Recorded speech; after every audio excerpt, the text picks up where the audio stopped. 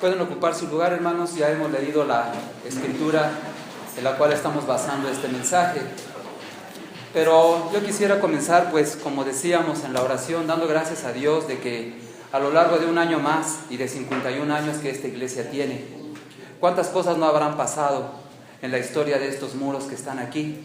Cuántas personas vinieron, formaron parte de la iglesia, ya no están con nosotros, vienen otros y esta historia continuará. Dentro de todas las bendiciones que Dios nos da, quizás somos muy, descuidados al poder valorar todo lo que Dios nos da. Muchas veces nos concentramos en la prosperidad, en las cosas que nosotros sentimos que necesitamos, y cuando nos damos cuenta de que necesitamos algo, quizás pasamos por alto todas las cosas que tenemos. O sea, muchas veces lo hemos dicho, no valoramos lo que tenemos, porque siempre ponemos nuestra vista en las cosas que nos faltan. Entonces así nunca vamos a ser felices, así nunca vamos a tener una vida plena. Tenemos que aprender a ser agradecidos, tenemos que aprender a valorar todas las cosas que Dios nos ha dado. Y en un año de vida de esta iglesia, y un año de vida de cada uno de ustedes dentro de esta iglesia, ha habido muchas cosas, cosas buenas, cosas no tan buenas, ha habido muchas pruebas.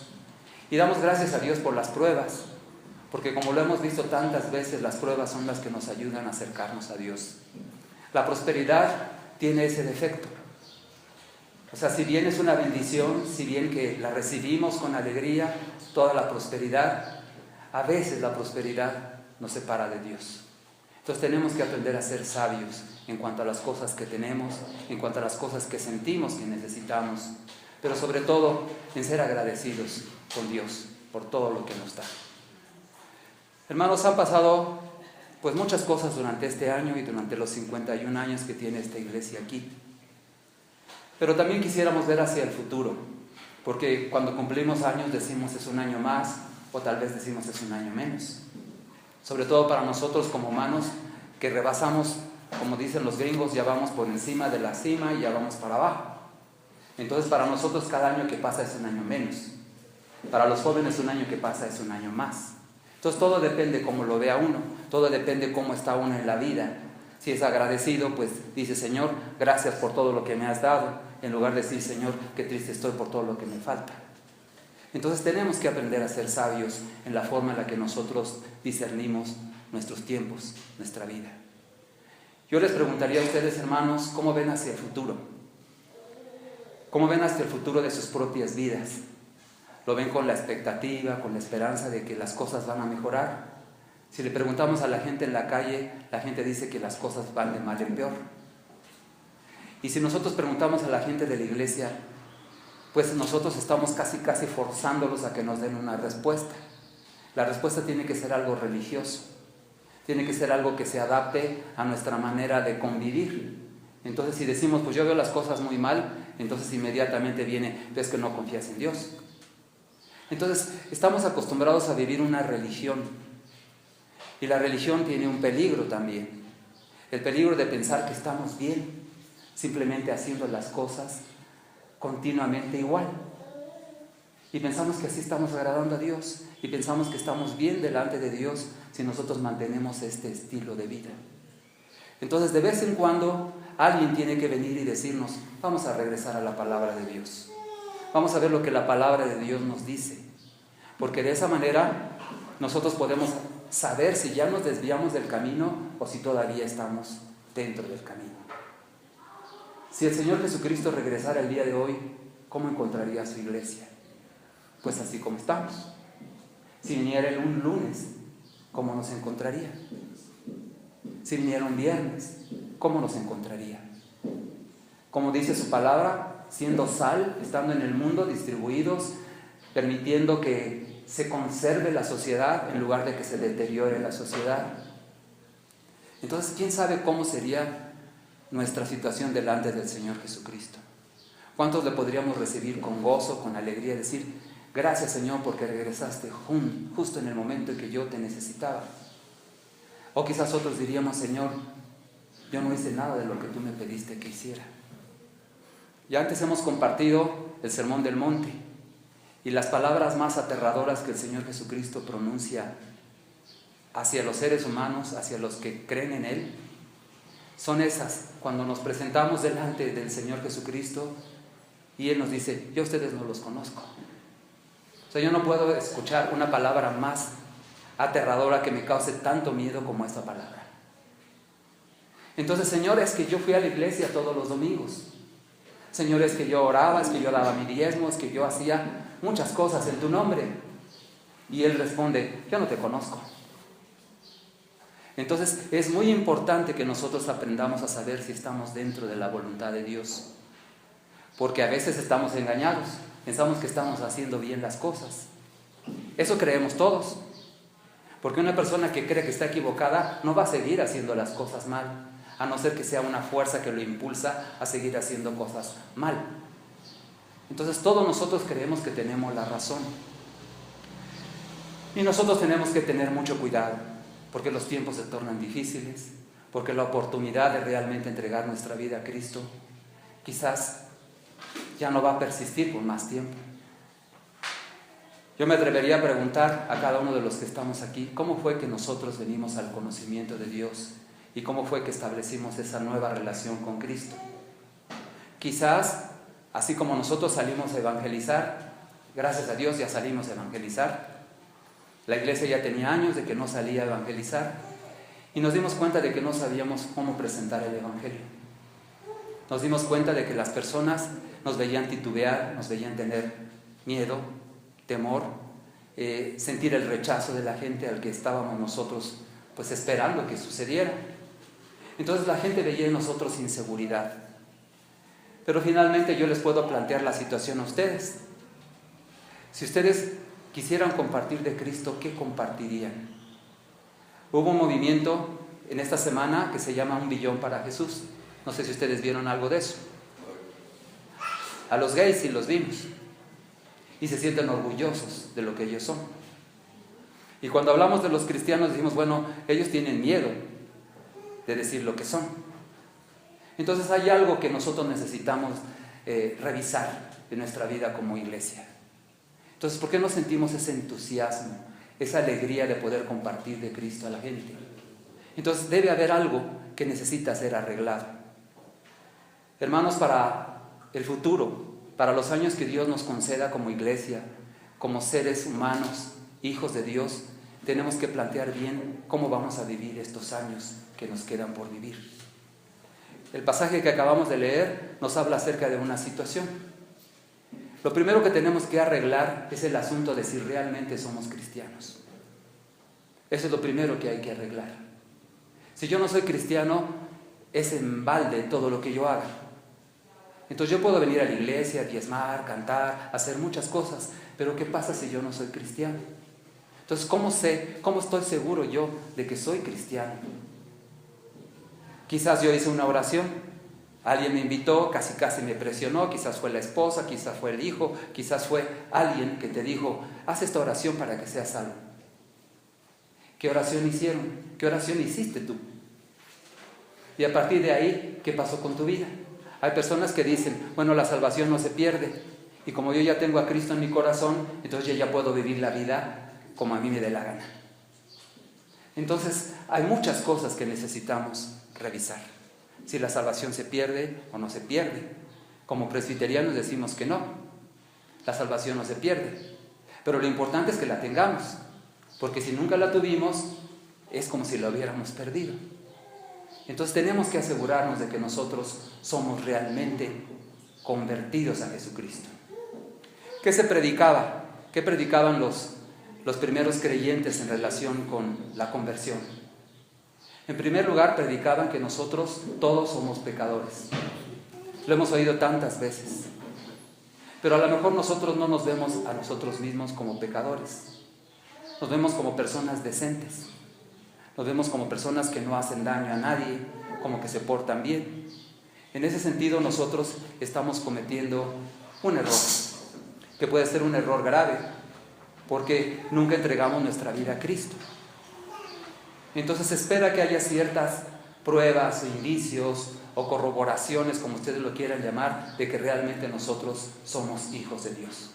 Entonces de eso es de lo que vamos a tratar. Yo les pido que busquemos ahí en Efesios, por favor, el capítulo que acabamos de leer. Dice así: Él les dio vida a vosotros cuando estabais muertos en vuestros delitos y pecados. Está hablándole el apóstol Pablo a los cristianos de Éfeso. Dice que Él nos dio vida a nosotros cuando estábamos muertos en nuestros delitos y pecados. Esta es una realidad que nosotros tenemos que aceptar, que nosotros tenemos que creer. Yo necesito de un Salvador, porque mi vida es un desastre. Hasta que yo no entienda que necesito arrepentirme de mis pecados y venir a los pies de Jesucristo, todo lo demás es de balde. No tiene caso, no tiene sentido. Dice que nosotros estábamos en nuestros delitos y en nuestros pecados y estábamos muertos. En esos pecados nosotros anduvimos en otro tiempo, siguiendo la corriente de este mundo, conforme al príncipe de la potestad del aire, el espíritu que ahora opera en los hijos de desobediencia. Quiere decir que nosotros seguíamos los dictados de alguien más. Seguíamos las enseñanzas que el mundo nos da. Perseguíamos las mismas metas que el mundo persigue. Entonces estábamos tan identificados con el mundo que cuando viene Jesucristo tendría que marcarse una diferencia. Tendría que decirse: bueno, yo tengo que ser distinto. Yo ya no soy así.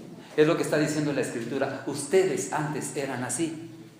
Quiere decir que todos nosotros éramos así antes. Ahora, ¿cómo somos? Seguimos persiguiendo las mismas cosas. En mucho estamos confundidos porque decimos: bueno, todos necesitamos una casa, todos necesitamos una compañera, todos necesitamos un compañero para que nos acompañe en la vida. Entonces, de acuerdo a nuestra situación, somos muy parecidos al resto de la sociedad. Pero en otros aspectos nosotros debemos ser muy diferentes del resto de la sociedad. Versículo 3: entre los cuales también todos nosotros vivimos en otro tiempo. No nos está diciendo la Escritura que nosotros seguimos viviendo igual que antes. Dice: eso forma parte de tu pasado. Eso es lo que tú eras anteriormente. Ahora eres una nueva criatura. De manera que si alguno está en Cristo, es una nueva criatura. Las cosas viejas ya pasaron. Todas son hechas nuevas. Entonces tenemos una perspectiva, una visión del mundo totalmente diferente. Todavía seguimos en el mundo. El Señor Jesucristo oró así al Padre. ¿Se acuerdan la última vez que hablamos? Dice: yo no te pido que los quites del mundo, solamente te pido que los guardes del mal. La voluntad de Dios es que nosotros todavía sigamos en este mundo, siendo luz, siendo sal. Tenemos que seguir en este mundo. Tenemos que marcar la diferencia. No sentirnos avergonzados de lo que creemos, sino que al contrario, buscar cada oportunidad de decirle a la gente: pues nosotros necesitamos un Salvador, tú lo necesitas. Hay gente que está quebrantada, hay gente que está dolida y que necesita esas palabras y las va a recibir de buena gana. Hay personas que no, van a decir: yo no quiero saber nada de eso. En estos días salimos y decían: vamos a buscar un nuevo enfoque sobre cómo predicar el Evangelio. Cuando uno va casa por casa, la gente no le abre aún, porque piensan que son de otra religión, porque piensan que vienen a asaltarlos. Entonces es curioso, nosotros nos acercamos a una pareja, unas vecinas que estaban ahí platicando en su calle, y nos habían advertido: los hombres le tienen que predicar a los hombres y las mujeres le predican a las mujeres. Pues el hermano con el que iba dice: no, vamos a hablarle de todas maneras. Y las señoras nada más se nos quedaron viendo, una de ellas nada más, y dejó a su pobre compañera. A ver qué le pasa. Dice: la van a asaltar, quién sabe qué le van a hacer. Pero se fue con mucho miedo la otra, y la otra. Entonces, ¿cómo le empiezas a hablar a una persona? ¿Cómo abordas a una persona en la calle para contarle las buenas noticias de la salvación? ¿Cuáles son las buenas noticias? Tú estabas muerto y ahora Dios te da nueva vida. ¿A poco no son buenas noticias? Entonces, lo que pasa es que nosotros tenemos que empezar con un aspecto negativo. Tenemos que decir cuál es la condición del hombre. Porque si el hombre no entiende cuál es su situación, él va a seguir igual. No siente la necesidad de cambiar. Y encontramos toda clase de personas. Pero nos dijeron: pues vayan con los niños. Entonces yo tengo una sobrina que es muy entusiasta, tiene un carácter muy bonito. Ella le ve el lado positivo a todas las cosas. Yo tengo el defecto de verle el lado negativo a todas las cosas, a todas. Entonces ustedes estaban bien contentos porque el hermano se va a casar y yo dije, ¿en qué se está metiendo el hermano? No entendió. Entonces ese es mi carácter. Mi carácter es verle lo negativo a todo. Pero mi sobrina tiene un carácter que es maravilloso. Entonces dice, ¿qué no vamos a salir a ver a las personas? ¿No les vamos a ir a hablar de Cristo? Ella tiene 7 años, 6 o 7 años. Entonces eso fue la semana pasada. Y esta semana ya llevaba su cartelón que dice, se dan abrazos gratis. Y ella se para en la esquina y lo extiende así su cartelón. Y empieza a decirle a la gente así, sin decirle nada. Y la gente ve a ella que está con su cartel diciendo, se dan abrazos gratis. Y la gente se acercaba a ella y la abrazaba. Otras personas, como yo, podrían verle el lado negativo. Y estos están utilizando a los niños para proclamar su evangelio. Entonces, todo el mundo tiene una manera de ver la vida. Entonces, ¿cómo es que se atreven a sacar a los niños para que hagan el trabajo? Entonces, sin embargo, yo pienso que en todo la mano de Dios actúa. Y actúa para bien. Y actúa para bendición. Entonces, esta niña tiene un don. Yo pienso que no tiene miedo. La acompaña a su mamá, van otros hermanos de la iglesia y ella dice, vamos a darle abrazos a la gente. Ese fue el enfoque que estos hermanos nos dijeron, vamos a seguir este enfoque. Le vamos a preguntar a la persona cómo se encuentra, que si tiene alguna necesidad por la cual quisiera que nosotros oráramos. Y vamos a hacer una oración. Hubo quien nos dijeron, no. Y otra señora dice, yo soy católica, apostólica y romana. Así nos dijo. Entonces, yo ya no quiero cambiar de religión y ustedes me quieren cambiar de religión. Vamos a tener toda clase de respuestas. Pero lo importante, hermanos, es que nosotros no podemos dar algo que nosotros no tenemos.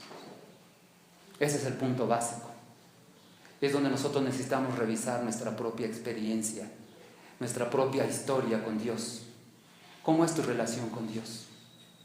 ¿Va bien? ¿Se quedó hace 10 años cuando alguien te invitó a hacer una oración para recibir a Cristo? Y por haber hecho esa oración tú ya tienes salvación y vida eterna. ¿Cómo podría una persona tener salvación y vida eterna si lo único que ha hecho en su vida es una oración? Entonces, el ladrón en la cruz no tuvo oportunidad de demostrar que realmente había creído en Cristo. Ese día murió.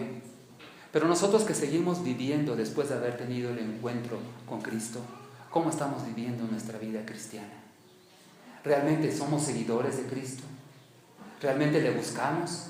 ¿Realmente buscamos hacer su voluntad? Aquí nos dice que nosotros vivíamos de otra manera. Y una de las demostraciones que estamos en Cristo es que la manera en que ahora vivimos es diferente a la manera en que antes vivíamos.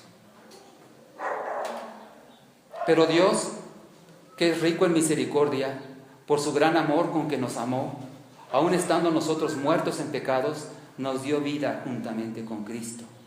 Por gracia sois salvos. Es algo maravilloso. Dice, estabas muerto, vivías en tus pecados, vivías condenado, esperando nada más el día del juicio. Hay personas que han muerto y vuelto a vivir. No sé si conozcan ese tipo de personas. Esas personas se dice que tuvieron una experiencia cercana a la muerte. Y ha habido personas que ven una luz, sienten una paz maravillosa y entonces entienden que hay un Dios. Y luego los regresan. Y su vida cambia para bien. Y hay personas, yo estaba viendo en YouTube, yo no sé qué tanto en YouTube sea mentira, o todo es basura, no lo sé. Pero este señor decía que él había muerto. Y que por ser ateo nunca creyó en Dios. Pero dice que se iba acercando y que lo iban jalando personas hacia un lugar donde todo el mundo estaba llorando, desesperado, estaban angustiados, gente desesperada. Y él dijo, yo creo que este es el infierno. Pero había personas que lo jalaban. Y en ese momento él dijo, yo no creo en ti, Señor, pero ayúdame. Qué extraño. O sea, no crees en Dios, pero sientes la necesidad de que Él venga y te rescate. Entonces ese es parte del testimonio que él da. Pero él dice que ahora ya cree en Dios.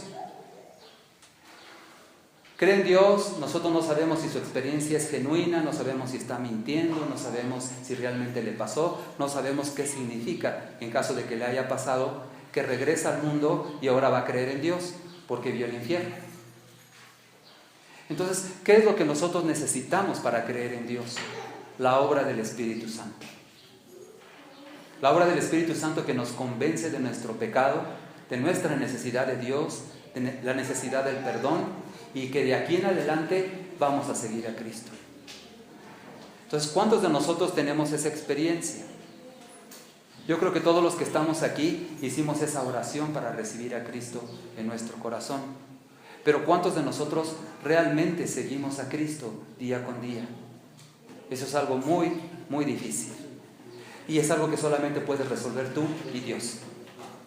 Entonces, uno no lo puede resolver por nadie más. Solamente tú con Dios. Y Él te va a decir. Él te va a decir que realmente Él te ha estado buscando, que Él quiere que tengas ese cambio, esa transformación, esa vida nueva, y quiere que le sigas. Entonces, la vida cristiana no nada más es recibir, recibir y recibir. La vida cristiana tiene que ver con el dar también. El ayudarse unos a otros, el obedecer a Dios en toda circunstancia, porque ahora Él es el Señor de nuestra vida. Hermanos, dice aquí, versículo 6, y juntamente con Él nos resucitó y asimismo nos hizo sentar en los lugares celestiales con Cristo Jesús. Esto es algo que tenemos que aceptar por la fe. Quiere decir que aunque nosotros estamos sentados en esta banca en este momento, de una manera simbólica, nosotros ya estamos sentados en el cielo junto con Cristo Jesús. Porque ya tenemos un lugar comprado con la sangre de Cristo para que nosotros podamos gozar de la vida eterna. Eso es algo maravilloso. Eso es algo que nos debe mover a agradecerle a Dios por todas las cosas que Él ha hecho. Hace rato que cantábamos, yo siento que es verdad. A través de los cantos nosotros estamos diciendo verdades profundas, como que el Espíritu de Dios está aquí. Y el Espíritu de Dios está en este lugar para consolar, para redarguir, para enseñarnos, para guiarnos. Y no es una cosa que nosotros solamente sintamos, es algo real. A veces nosotros nos dejamos guiar por nuestras emociones. Y si nosotros sentimos esa presencia de Dios, decimos que Dios está aquí. Pero si no sentimos eso, nosotros no creemos que Dios está aquí. Pero la Biblia dice, Dios está aquí.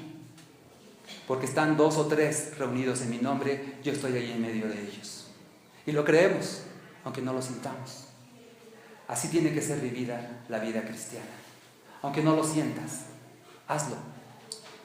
Actúa como una realidad que no puedes ver con tus ojos, pero que es más real que la realidad misma. Cuando nosotros vemos hacia el futuro, vemos la falta de trabajo, vemos que el presidente de la República no sabe ni para dónde ir. Entonces sentimos muchas cosas que nos causan temor, nos causan problemas de ansiedad. Pero no vemos la realidad más grande. Hace rato cantábamos, en mi vida el capitán es Cristo. Eso es lo que hace toda la diferencia. Ayer los del desfile, yo cada vez que veía las noticias y veía ese desfile, le cambiaba. Sin embargo, hay algo que me molesta, quizás más que la situación de que ellos se están rebelando contra Dios. Me molesta que ellos se sienten orgullosos de lo que son, porque no saben. Y nosotros, que sí sabemos, no nos sintamos orgullosos de lo que somos. Debemos sentirnos orgullosos de ser hijos de Dios, de conocerle, de saber que Él nos rescató del peligro en el que estábamos de muerte, de saber que ahora, de aquí en adelante, nuestra vida es una vida abundante. A veces, como les decía hace rato, nos concentramos en todo lo que nos falta y por eso no consideramos que la vida sea abundante. Entonces, algo anda mal en nuestra vida y necesitamos rectificar. Lo primero es asegurarnos de que realmente somos cristianos, de que realmente nosotros entregamos nuestra vida a Cristo en un momento de nuestra vida y que esa decisión cambió nuestra vida. Ya no somos la misma persona. Entonces no tiene mucho que ver ni con las palabras, no tiene mucho que ver tampoco con una oración en particular, sino con el hecho de que nosotros sepamos que estamos en Cristo Jesús por medio de la fe. Y podemos hacer la prueba ahorita, hermanos. A mí no me gusta mucho la idea de que levantemos la mano, yo siempre lo hago con mucha precaución. Pero ¿cuántos de los que estamos aquí creemos que nosotros éramos pecadores y que merecíamos la muerte? Entonces, si levantamos nuestra mano, podemos decir, yo era de esos. Pero hay otros que probablemente digan, no, a mí no me gusta tampoco andar levantando la mano, entonces no lo voy a levantar. Y sí creo que yo era pecador. Pero hay personas que piensan que por venir a la iglesia ya no hay problema. Se resolvió el problema. ¿Por qué? Porque mi familiar me ha estado insistiendo que vaya yo a la iglesia y que vaya yo a la iglesia. Y para él o para ella es algo muy importante. Bueno, pues ya vine, pero sigo siendo el mismo. Entonces, ¿qué cambio hubo? Pero para nosotros quisiéramos ver como la prueba máxima de que esta persona realmente cree en Cristo es que ya viene a la iglesia. Pero si tú no crees en Cristo, de nada sirve que vengas a la iglesia. Lo importante es, primero que nada, pon a Cristo en tu corazón. Permítele que Él entre en tu vida y entonces te van a dar ganas de venir a la iglesia. Nadie te va a tener que obligar. Pero si no conoces a Cristo, estás perdido. Hermanos, y esto lo digo para hermanos que son creyentes, están aquí porque creen en Cristo. Entonces, ¿pero a cuántos de nosotros nos pesa el tener que dedicar el domingo para ir a la iglesia? Entonces tenemos que examinar nuestra vida. No estoy hablando de nadie en particular para que no me lo tomen a mal, pero sí tenemos nosotros que pensar cómo es mi relación con Dios. Reconozco que Él, estando yo muerto, murió a su tiempo para que yo pudiera tener vida. Y entonces mi decisión de vida es seguirle. Yo te seguiré, Señor. Entonces me da miedo, porque a lo mejor voy a tener que hacer cosas de las cuales yo siento que no soy capaz de hacer. Pero si tú eres el capitán, entonces yo puedo salir victorioso de cualquier batalla. Entonces no es por el ejército, porque ayer se levantó un ejército de gente que no cree en Dios, de gente que se rebela en contra de Dios. Y el viernes se levantó un pequeño ejército de niños, de ancianos, de gente que está jubilada, y fueron a dar abrazos en nombre de Jesús. Pero no es por ellos, es porque su capitán es Cristo. Entonces es lo que marca toda la diferencia. ¿Quién es el capitán? El capitán es Cristo. Entonces tú vas a ser victorioso en tu vida porque el capitán es Cristo. No porque tú tengas buenas intenciones, no porque seas inteligente, no porque hayas estudiado mucho, no porque tengas mucho dinero. Es porque tu capitán es Cristo. Así cantamos. Nos hace falta creer. Hermanos, primero ese sería el punto. Asegúrate de que Jesucristo es tu Señor, para que le puedas seguir. El segundo punto es, y de aquí a que Jesús regrese, ¿qué voy a estar haciendo yo con mi vida? Entonces, podemos sentir miedo, inseguridad, ansiedad, preocupación, todas esas cosas que la gente normal siente.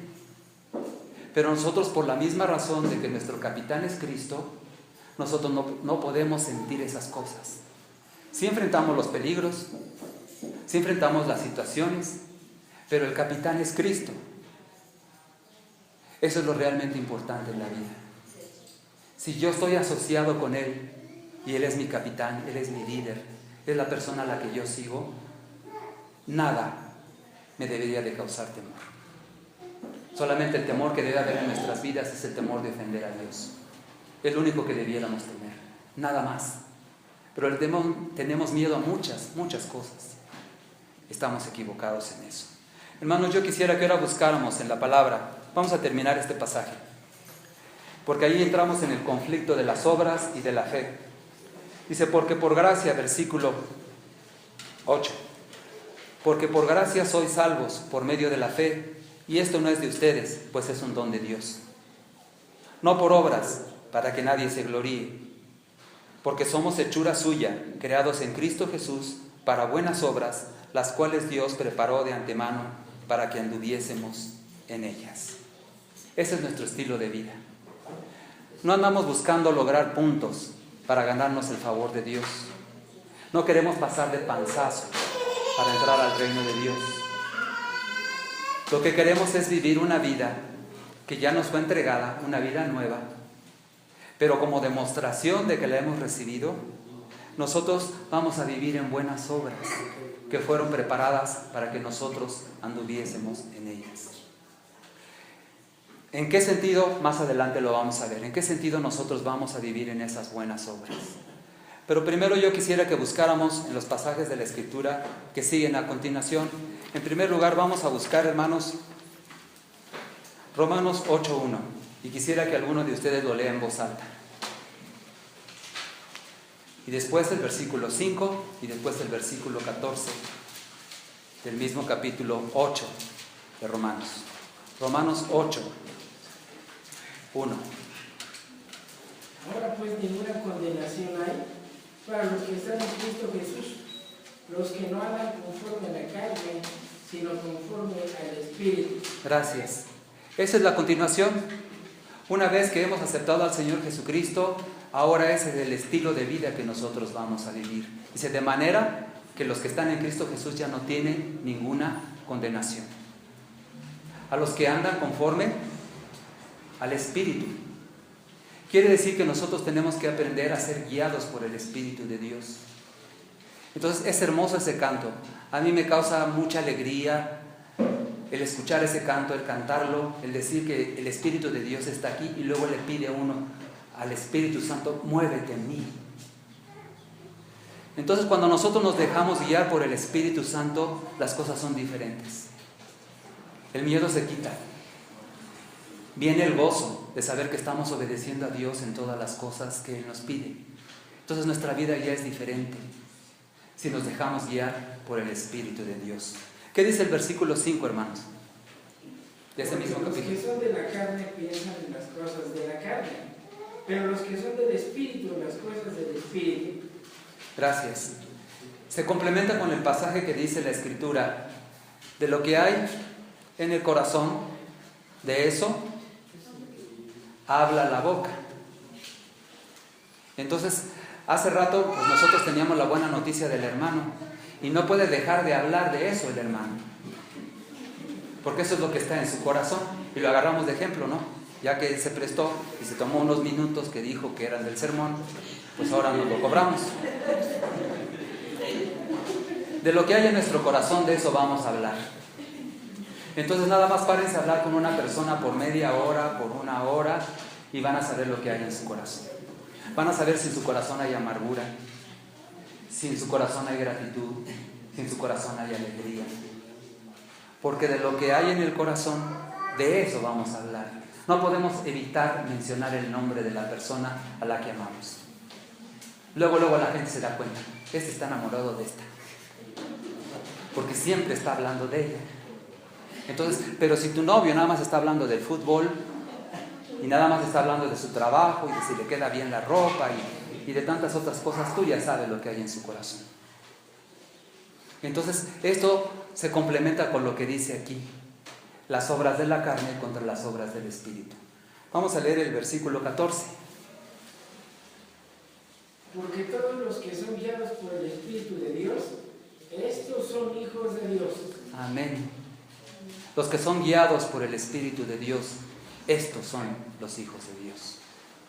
Entonces ya sabes tu respuesta a tus preguntas, a tus dudas. Si eres guiado por el Espíritu de Dios y el Espíritu de Dios está en ti, tú eres hijo de Dios.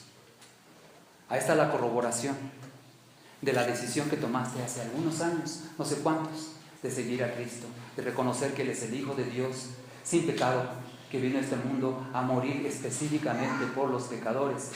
Y yo soy el primero, decía el apóstol Pablo. Yo soy el segundo. Y quizá tú quieras decir yo soy el tercero o el segundo. Pero el Señor Jesucristo vino a morir por mí, porque yo lo necesitaba. Y de aquí en adelante yo me dejo guiar por su Espíritu. ¿Por qué? Porque es la única forma en la que yo le puedo corresponder a tanto amor. Todo lo demás es vanidad. Somos guiados por el Espíritu. Eso nos debe impulsar a hacer todo lo que hagamos. Nuestro trabajo, nuestra relación con la persona que queremos, nuestra relación con nuestra familia, tiene que ser guiada por el Espíritu. No por nuestra carne, porque en la carne dicen, este me la hizo y me la tiene que pagar y tiene que saber quién soy yo. Esa es la carne. Pero el Espíritu dice, tenle paciencia, tú no lo puedes cambiar, yo lo voy a cambiar. Entonces, cuando uno es guiado por el Espíritu, tiene paz, el fruto del Espíritu. Entonces es algo maravilloso, es algo hermoso, que nosotros podemos vivir cada día en tanto que nos dejemos guiar por el Espíritu. ¿Qué más se pide de nosotros? Ahí se pone lo bueno. Y era necesario que les dijera primero lo primero para que después podamos aceptar lo segundo. Juan 15:8, por favor, alguien que quiera leerlo.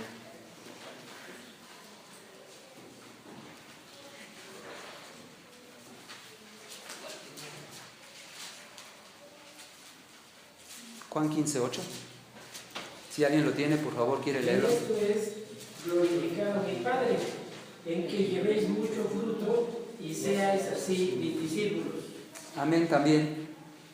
O sea, es una parte que nos cuesta trabajo. ¿Cómo que me vas a poner a trabajar? ¿Cómo que tengo que llevar fruto? Dice, pero en esto es glorificado mi Padre, en que vayan y lleven mucho fruto. Entonces tenemos que dar fruto. Tenemos que revisar nuestra vida y decir cuál es el fruto que yo le estoy presentando a Dios. ¿Me voy a presentar delante de Él cuando Él venga con las manos vacías? ¿O le voy a llevar algún fruto? Una hermana me decía, bueno, ya empezamos a predicar a la gente y hay personas que nos dieron su dirección para que los visitemos. Ahora, ¿qué les decimos? ¿Qué les decimos?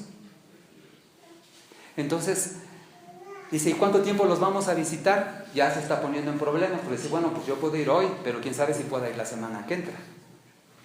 Entonces, ¿cuánto tiempo más los vamos a tener que visitar? Y la respuesta es, hasta que ellos mismos lleven fruto. Entonces, cuando la persona ya está dando fruto, ya lo puedes dejar que se vaya, porque ya encontró el camino, porque ya sabe las respuestas, porque ya puede andar él solo. Pero mientras, tenemos que acompañarlo. Tenemos que ir con él y decir, vente, te voy a enseñar cómo se hace, para que llevemos fruto. Porque de eso es lo que más necesitada está la iglesia, de poder llevar un fruto, de poderle decir, mira Señor, tú me entregaste la iglesia así, pero tú nos has dado este fruto, porque ni siquiera yo lo he podido dar. Yo solamente soy un obrero, hace rato platicábamos de eso. La obra es de Dios. Yo solamente soy un empleado por Dios para trabajar en esa obra. Y le doy gracias a Dios que me permite trabajar en su obra. Pero yo no soy el dueño de la obra. El dueño de la obra es Dios. Pero Él quiere que tú lleves fruto. Se vengan, vean, ya están los campos blancos para la siega. Lo único que tienes que ir a hacer es a recoger esos frutos. Y yo los he puesto para que vayan y lleven fruto y que vuestro fruto permanezca. Leemos el 16, por favor. Versículo 16. No me elegisteis vosotros a mí, sino que yo os elegí a vosotros, y os he puesto para que vayáis y llevéis fruto, y vuestro fruto permanezca, para que todo lo que pidierais al Padre en mi nombre, Él os lo dé. Qué maravilloso, hermanos. Una promesa de Dios tan grande. Dice, yo te he puesto para que vayas y lleves fruto. Para que al ver la gente que tú tienes un fruto, sepan que tú eres mi discípulo. Y también te he puesto para que tu fruto permanezca. A veces tenemos el temor en las iglesias, los que tenemos una responsabilidad, de decir, bueno, cuando yo ya no esté, ¿qué va a hacer de la iglesia? Yo creo que es la misma cosa que se preguntan los hermanos aquí atrás. Cuando ellos ya no estén, ¿qué va a pasar con esta iglesia? Dice la Escritura que nuestro fruto va a permanecer. Si hacemos las cosas guiados por el Espíritu de Dios, el fruto va a permanecer. En tu familia, en tu colonia, en tu vecindario, con tus amigos, lo vas a hacer por amor a ellos. El resto de las personas que salen, los testigos de Jehová, los mormones que van y predican, lo hacen por obligación. Pero nosotros lo debemos hacer por el deseo de que esas personas se salven. Eso es lo que nos debe preocupar. Y entonces Dios va a dar fruto. Hermanos, nosotros no podemos dar el fruto. No tenemos esa capacidad. Solamente Dios puede dar el fruto. Lo que sí tenemos que hacer es obedecer. Ir, hablar, bautizarlos en el nombre del Padre, del Hijo y del Espíritu Santo, haciendo discípulos en todas las naciones. Eso sí lo tenemos que hacer, pero lo hacemos por gratitud, lo hacemos por amor a las personas. Entonces Dios va a hacer grandes maravillas en la vida de la iglesia, cosas que ni siquiera hemos visto, que no nos imaginamos. En nuestros sueños más hermosos no hemos visualizado lo que el Señor puede hacer si nosotros estamos dispuestos a obedecerle, a hacer su voluntad. Para terminar, hermanos, ¿cómo se traduce la fe a hechos? Siempre ha existido ese conflicto entre el apóstol Pablo y el apóstol Santiago, porque acabamos de leer, y esto no es de vosotros, pues es un don de Dios, no por obras, para que nadie se gloríe. Y luego viene Santiago y dice, la fe sin obras está muerta. Entonces, no podemos decir que la Biblia se contradiga, sino simple y sencillamente una cosa va antes que la otra. Primero tiene que haber fe, pero si esa fe se queda nada más en el dicho de la boca, es una fe vana. Realmente no existe tal fe. Hasta que nosotros podemos decir, esta fe está acompañada de estos hechos, es que yo puedo decir, sí tengo fe. Pero es por fe, no es por obras. Entonces, si nosotros queremos decir, vamos a hacer primero las obras, aunque no tengamos fe, estamos equivocados. Entonces, el orden es importante. Entonces, en las multiplicaciones no. Dice, no importa el orden de los factores. 5 por 4 es lo mismo que 4 por 5. Pero aquí sí es importante. Es importante que primero tengamos nosotros la fe y decir, Señor, yo sé que tú eres Dios.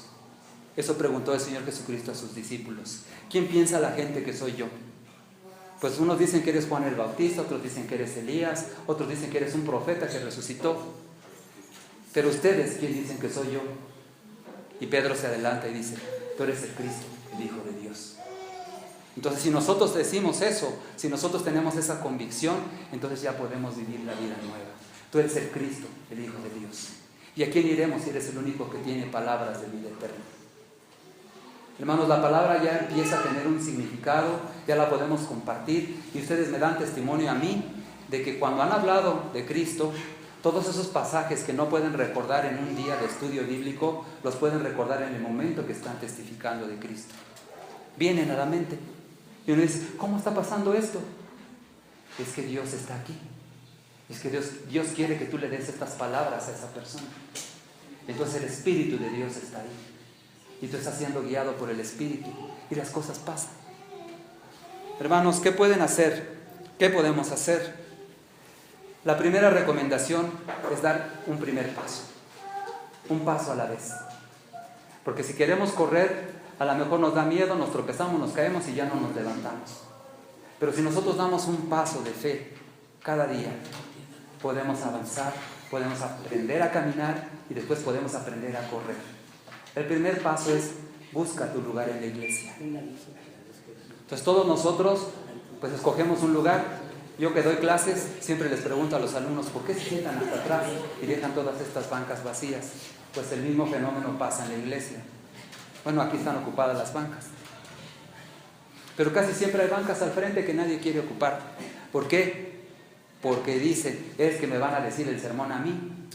Y yo quiero que se lo digan a toda la iglesia, no nada más a mí.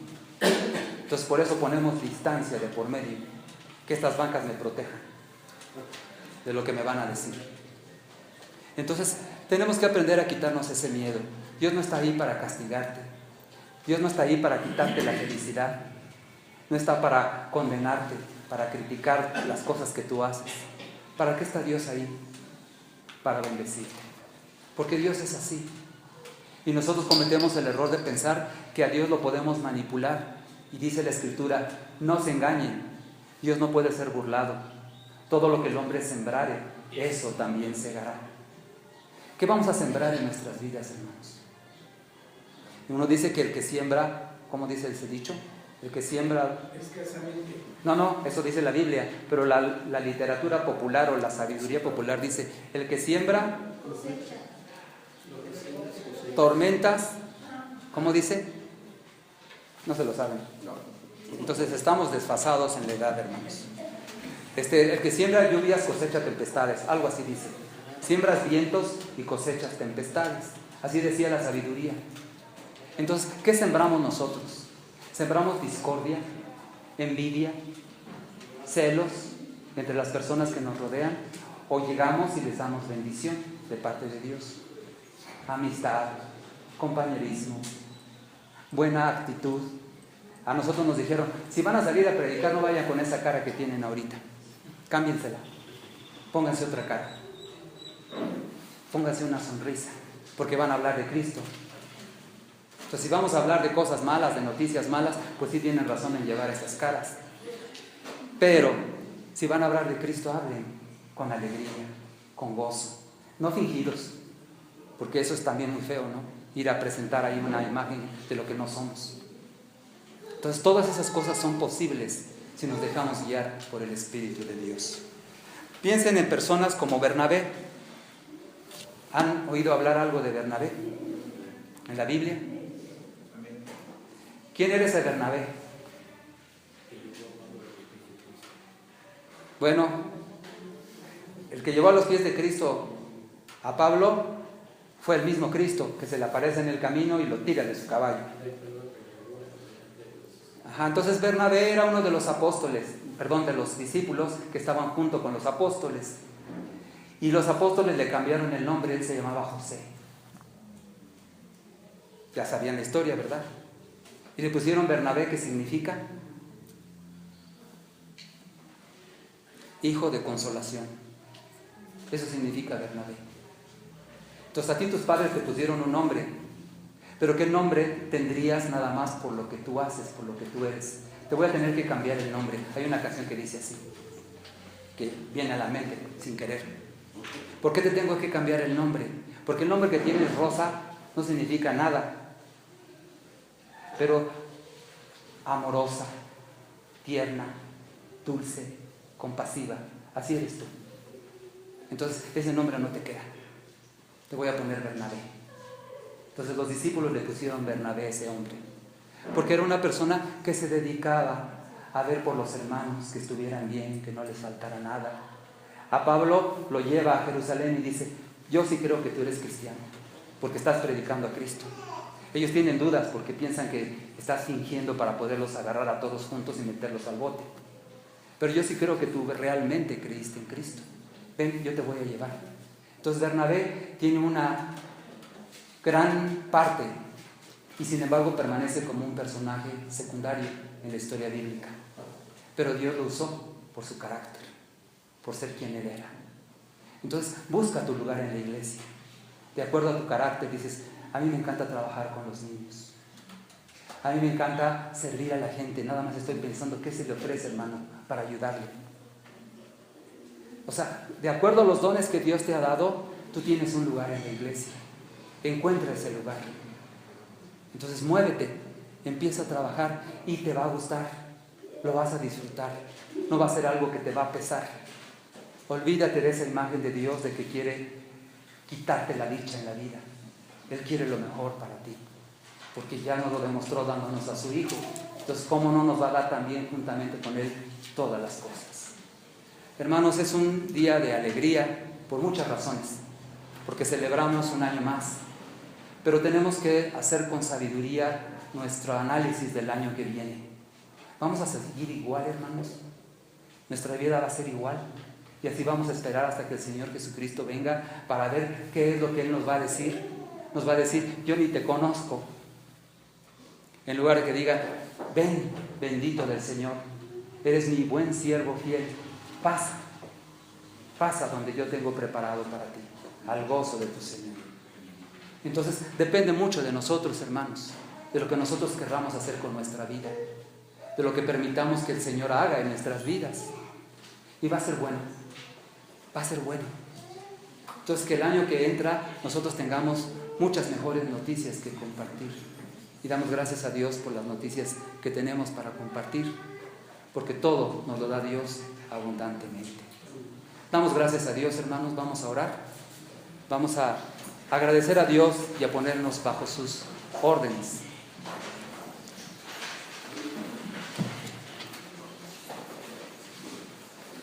Padre Santo y bueno, te agradecemos, Señor, por tu palabra. porque nos vuelve, Señor, a encarrilar. A veces, Señor, nos desviamos del camino, a veces creyendo, Señor, que estamos haciendo bien, pero tu palabra, Señor, es poderosa, Señor, para enseñarnos el camino de regreso. Gracias, Señor, porque nuestro capitán es Cristo. Gracias, Señor, porque le reconocemos como nuestro Señor y Salvador, y porque queremos ser guiados por tu Espíritu, Señor, para vivir esa vida abundante y plena que tú tienes prometida para los que te aman, para los que te siguen. Señor, gracias por la vida de esta iglesia. Gracias, Señor, porque a lo largo de los años, Señor, tú la has preservado y tienes cosas más grandes, Señor, aún en su futuro. Señor, que cada uno nos comprometamos, Señor, delante de ti a hacer la parte que nos corresponde. Y como iglesia, Señor, glorificar tu nombre. Bendice a cada uno, Señor. Dales doble porción de tu Espíritu, Señor, para que te amen, Señor, para que te honren, para que te sigan, para que todos, Señor, te obedezcamos.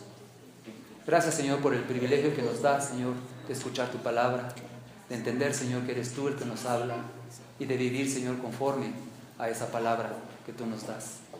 En tus manos nos ponemos, Señor, porque reconocemos, Señor, que todo en nuestra vida, Señor, es por ti y para ti.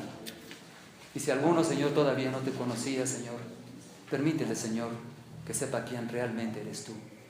Que no vean los defectos de la iglesia, que tenemos muchos, sino que te vean a ti, Señor, para que puedan entregar sus vidas a ti y puedan tener salvación y vida eterna. Te lo rogamos, Señor, en el nombre de Cristo Jesús. Amén.